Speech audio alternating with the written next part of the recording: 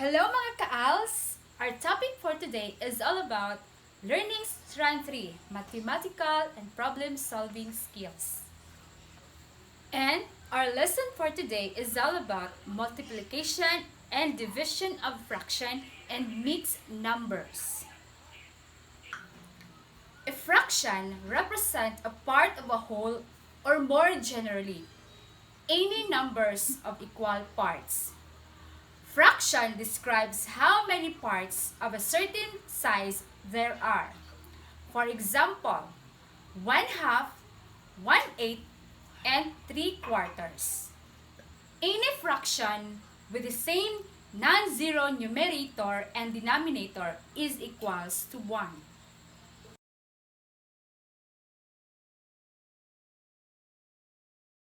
Product rule for fraction. Multiplying fraction is easier than adding or subtracting because you don't need to find common denominators. Just simply straight across, multiply the numerators, and multiply the denominators. Dot is a symbol for multiplication, and it could be x. So here it is the example on multiplying fraction.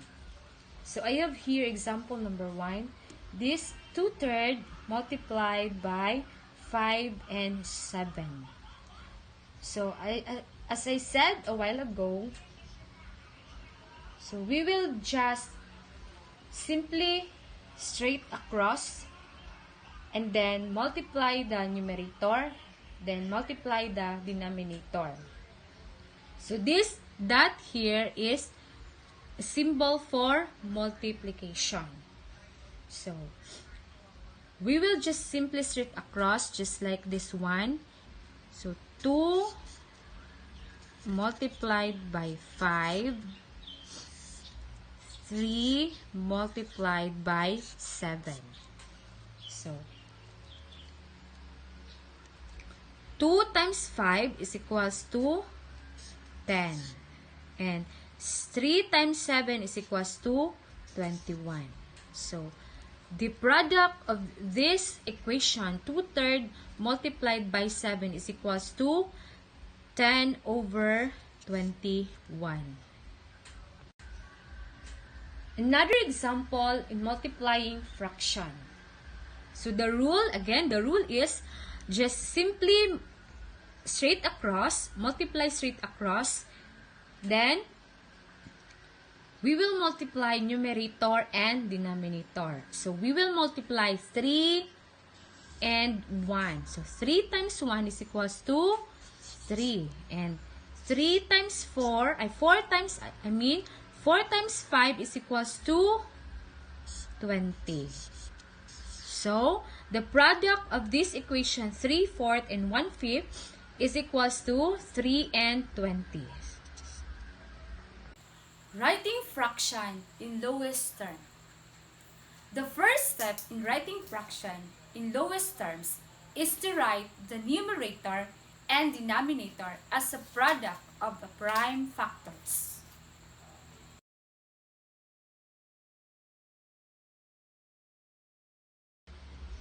So meron tayong mga step na kailangan nating gawin. First step is in writing fraction in lowest term is to write the numerator and the denominator as a product of prime factor. So, paano natin gagawin ang lowest term ng 7 and 42 is 1/6. So, here it is the solution. First is write the prime factorization of 7 and 42.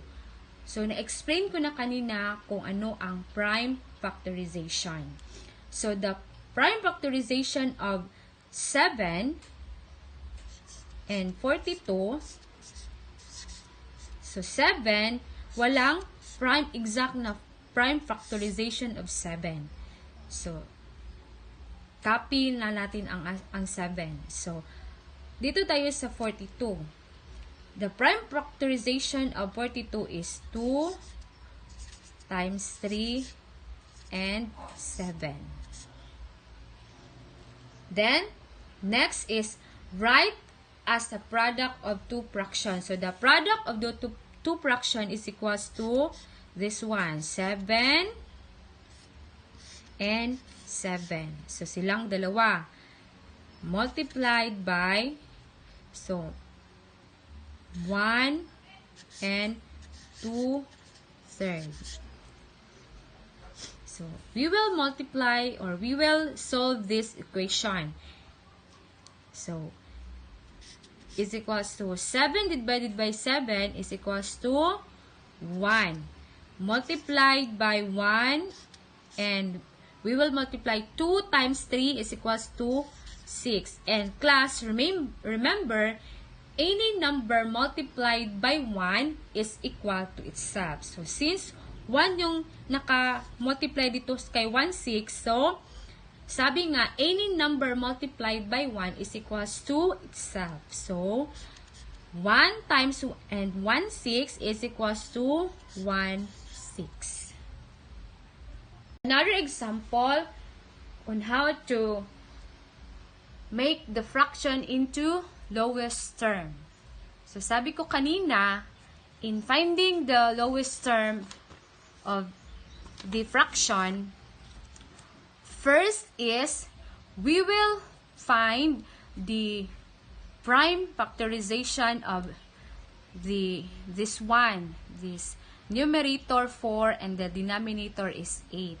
So the prime factorization of 4 is 1 times 2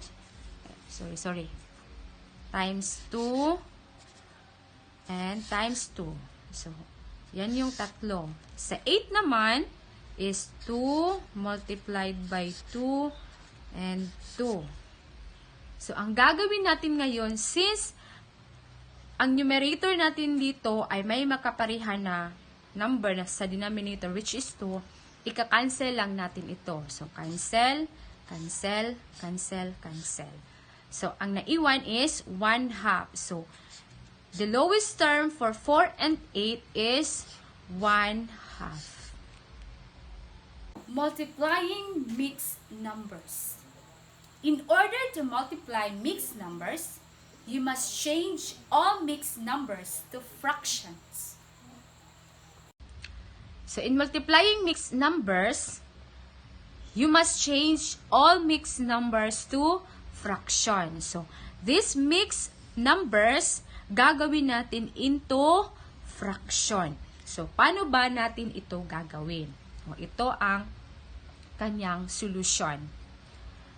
First is, you must multiply this whole number and the denominator 4. So, imo-multiply natin ito. So, magiging 2 times 4. So, is equals to 8. So, tapos na itong dalawa. Ito sila. Multiply natin yan. It times. And then, si 8 is, i-add natin sa numerator na 3. So, plus. So, 8 plus 3 is equals to 11. So, and i-copy natin si denominator which is 4. So, the fraction of this mixed fraction is 11 and 4. Okay, another example. This 4 and 1/5 is equals to 21 and 5. So, paano ba siya nagiging from mixed fraction or mixed numbers to fraction? So, again, ito ang kanyang process or kanyang solution. We will now multiply this whole number 4 and the denominator 5.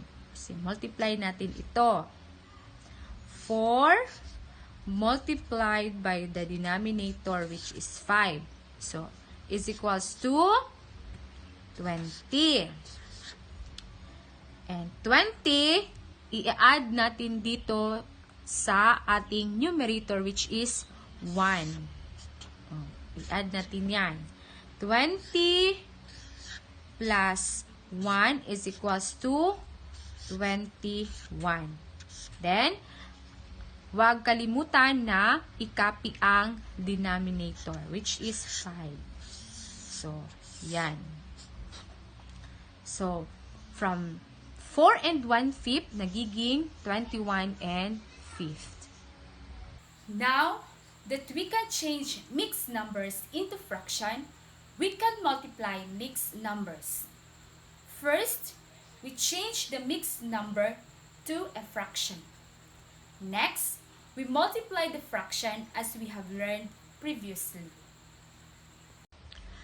Now that we can change mixed numbers into fraction, we can multiply mixed numbers. So, natutunan natin kanina kung paano i-change ang mixed numbers into fraction. So, again, the first or the steps is we change the mixed numbers into fraction.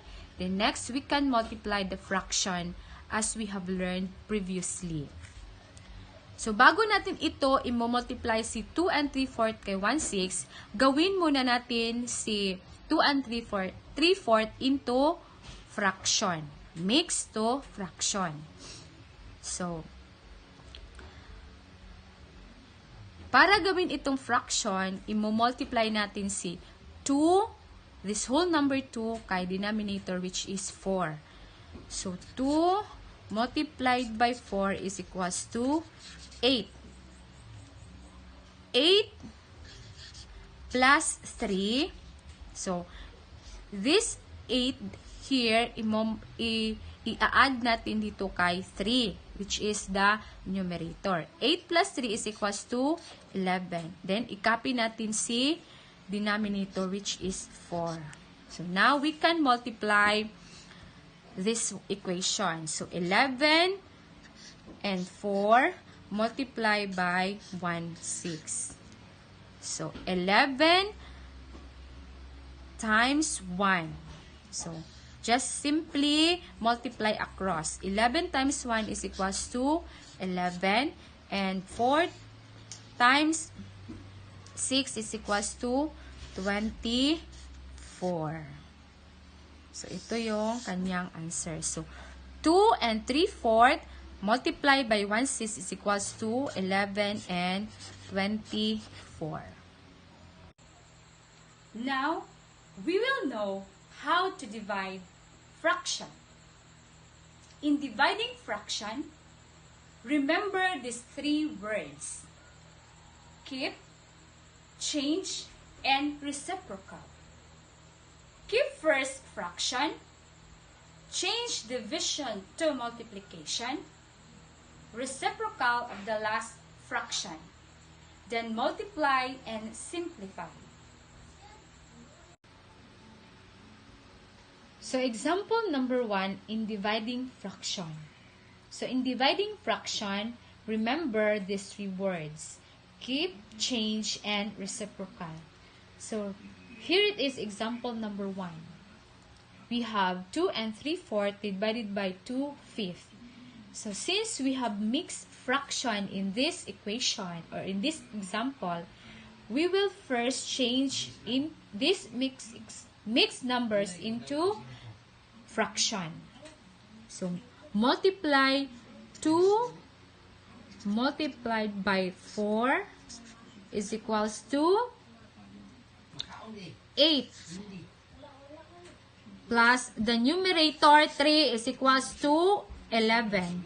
11, then copy the denominator which is 4. So now we will divide the 11 and 4 divided by 2/5. So the rule of dividing fraction, keep the first fraction. So, as is na itong first fraction natin dito. Then, we will change division to multiplication and reciprocal. So, magiging ganito na siya. 11 4 multiplied by reciprocal. So, si denominator magiging numerator at si numerator magiging denominator. So, magiging 5 2. So, multiply. So, in multiplication, just simply multiply across. 11 multiplied by 5 is equals to 55. 4 times 2 is equals to 8 or 6 and 7, 8. So another example, this 5 and 6 divided by 2/3. So 5, 6 multiplied by 3, 2 is equals to 5 times 3.